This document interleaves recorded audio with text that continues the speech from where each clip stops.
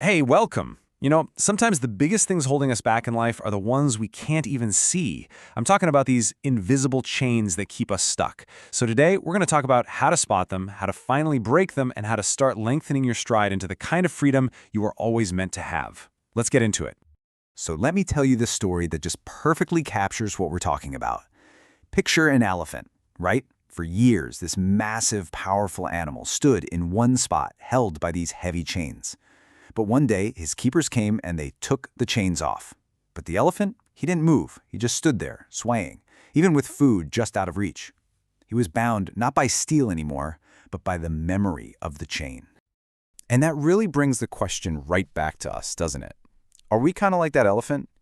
Are we just standing still, held captive by old thoughts, old failures or beliefs that tell us we can't? Are we technically free, but still completely trapped inside our own minds?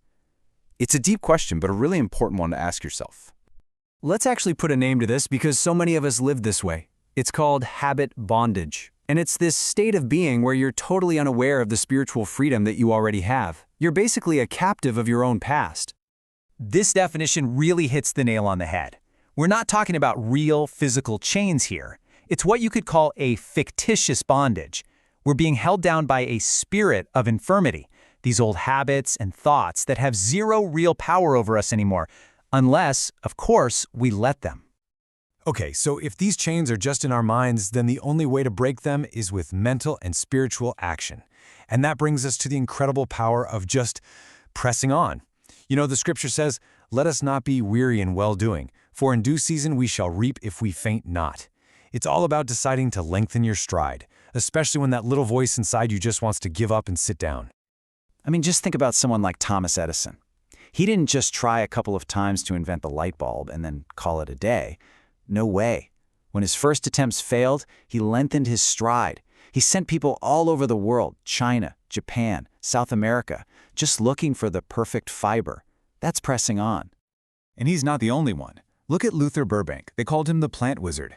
This man ran more than 6,000 experiments himself, just to find this one solution he was searching for. Can you imagine that level of commitment? That's what it looks like to refuse to quit.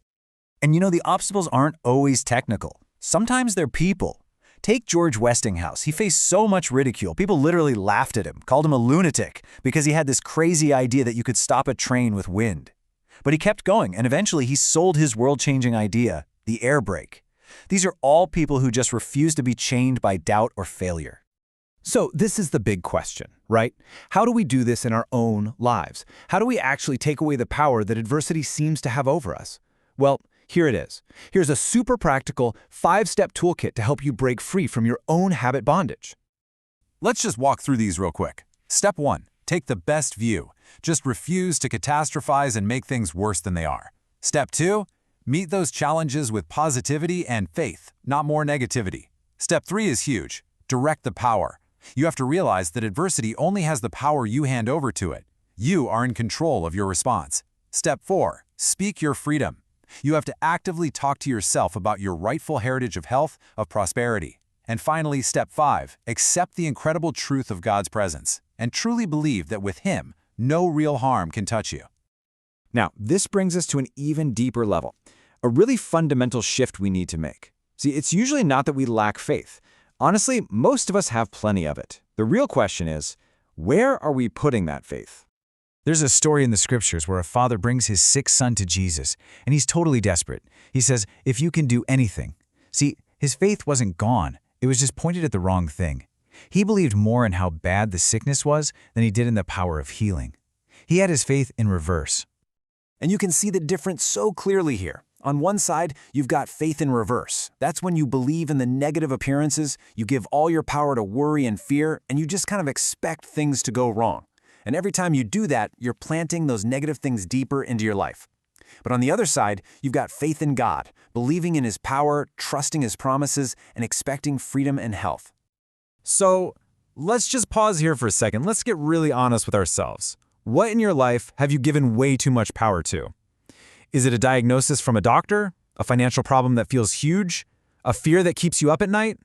Where has your faith been working in reverse, actually making the thing you want to escape even stronger? Just recognizing that's the first and most important step. The next step is to make a conscious choice. Right here, right now, we're going to redirect our faith. We're going to stretch our consciousness, and we're going to claim the freedom that is absolutely rightfully ours. This is the instruction, plain and simple. Stop putting your faith in the problem. Stop putting it in negative appearances, in all the little worries. Instead, you have to enlarge your mind. Put your faith in great things, noble things, true things, because that is how you bring them to life. So let's end with this. Let's make this a powerful declaration. Let it be your prayer and your affirmation for today and for every day after.